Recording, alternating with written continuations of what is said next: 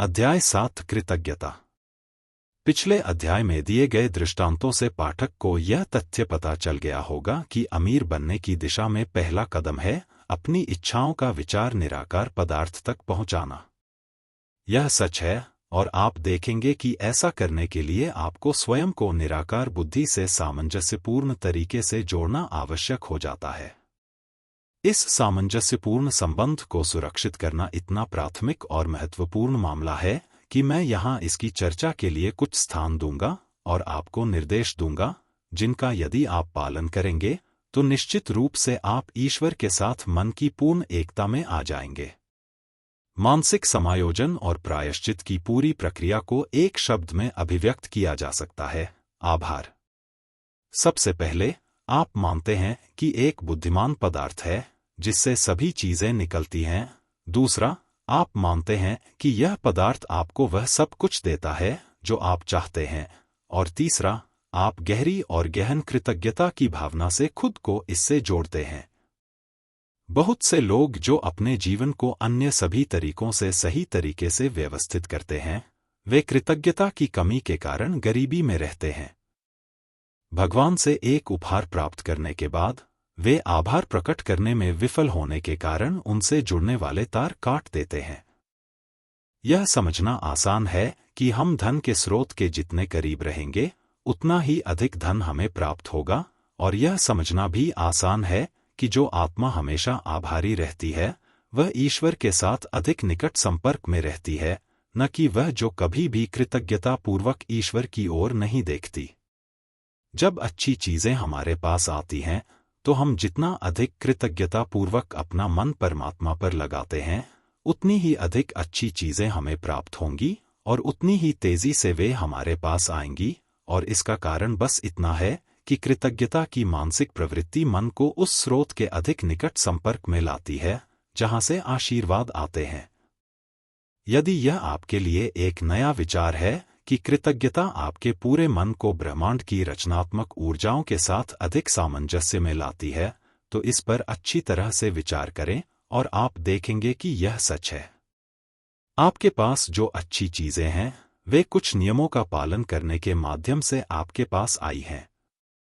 कृतज्ञता आपके मन को उन रास्तों पर ले जाएगी जिनसे चीजें आती हैं, और यह आपको रचनात्मक विचारों के साथ घनिष्ठ सामंजस्य में रखेगी और आपको प्रतिस्पर्धी विचारों में पड़ने से रोकेगी। केवल कृतज्ञता ही आपको सर्व की ओर देखने में सक्षम बनाएगी और आपको सीमित आपूर्ति के बारे में सोचने की गलती से बचाएगी, और ऐसा करना आपकी आशाओं के लिए घातक होगा।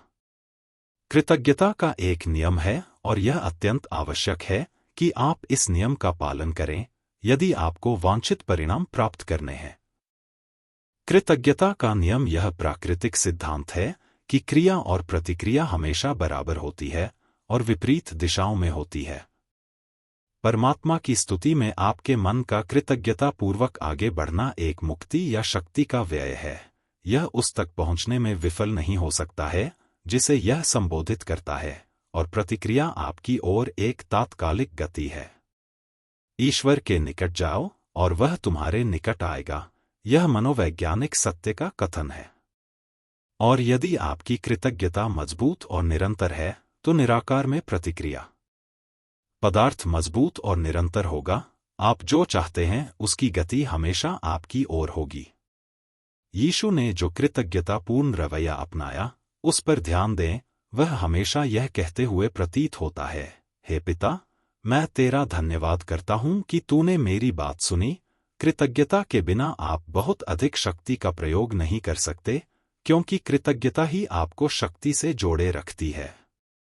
लेकिन कृतज्ञता का मूल्य सिर्फ भविष्य में आपको और अधिक आशीर्वाद प्राप्त करने में निहित नहीं है। कृतज्ञता के बिना आप लंबे समय तक चीजों के बारे में असंतुष्ट विचारों से दूर नहीं रह सकते। जिस क्षण आप अपने मन को असंतोष के साथ उन चीजों पर ध्यान केंद्रित करने देते हैं जैसी वे हैं, आप अपना आधार खोना शुरू कर देते हैं। आप सामान्य, साधारण, गरीब, गंदे और मतलबी लोगों पर ध्यान केंद्रित करते हैं और आपका मन इन चीजों का रूप ले लेता है। फिर आप इन रूपों या मानसिक छवियों को निराकार तक पहुंचाएंगे और सामान्य, गरीब, गंदे और मतलबी लोग आपके पास आएंगे। अपने मन को हीनता पर ध्यान देने देना हीनता है और अपने आप को हीनता से घेरना है। दूसरी ओर, अपने ध्यान को सर्वश्रेष्ठ पर केंद्रित करना अपने आप को सर्वश्रेष्ठ से घेरना है और सर्वश्रेष्ठ बनना है। हमारे अंदर की सृजनात्मक शक्ति हमें उस चीज की छवि में ढाल देती है जिस पर हम अपना ध्यान देते हैं। हम चिंतनशील पदार्थ हैं और चिंतनशील पदार्थ हमेशा उसी का रूप ले लेता है जिसके बारे में वह सोचता है। कृतज्ञ मन हमेशा सर्वश्रेष्ठ पर ही केंद्रित रहता है, इसलिए वह सर्वश्रेष्ठ बनने की कोशिश करता है। वह सर्वश्रेष्ठ का रूप या चरित्र ग्रहण करता है और सर्वश्रेष्ठ को ही ग्रहण करता है। इसके अलावा कृतज्ञता से ही विश्वास पैदा होता है। कृतज्ञ मन हमेशा अच्छी चीजों की उम्मीद करता है और उम्मीद विश्वास बन जाती है। अपने मन पर कृतज्ञता की प्रतिक्रिया से विश्वास पैदा होता है और कृतज्ञता की हर बाहर जाने वाली लहर विश्वास को बढ़ाती है। जिसके पास कृतज्ञता की भावना नहीं है, वह लंबे समय तक जीवंत विश्वास नहीं रख सकता है और जीवंत विश्वास के बिना आप रचनात्मक तरीके से अमीर नहीं बन सकते, जैसा कि हम अगले अध्यायों में देखेंगे। इसलिए यह आवश्यक है कि आप अपने पास आने वाली हर अच्छी चीज के लिए आभारी होने की आदत डालें और लगातार धन्यवाद दें। और चूंकि सभी चीजों ने आपकी उन्नति में योगदान दिया है, इसलिए आपको सभी चीजों को अपनी कृतज्ञता में शामिल करना चाहिए। धनिकों या ट्रस्ट के दिग्गजों की कमियों या गलत कार्यों के बारे में सोचने या बात करने में समय बर्बाद न करें। दुनिया के उनके संगठन ने आपके लिए अवसर बनाया है। आपको जो कुछ भी मिलता है वह वास्तव में उनके कारण ही मिलता है। भ्रष्ट राजनेताओं के खिलाफ क्रोध न करें।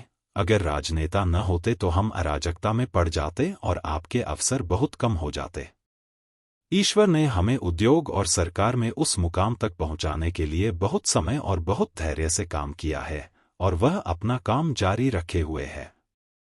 इसमें कोई संदेह नहीं है कि वह धनिकों, ट्रस्ट के दिग्गजों, उद्योग के कप्तानों और राजनेताओं को जल्द से जल्द हटा देगा, लेकिन इस बीच देखो वे सभी बहुत अच्छे हैं।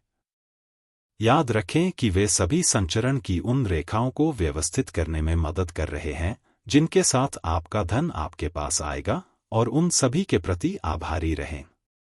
यह आपको हर चीज में अच्छाई के साथ सामंजस्यपूर्ण संबंध में लाएगा और हर चीज में अच्छाई आपकी ओर बढ़ेगी।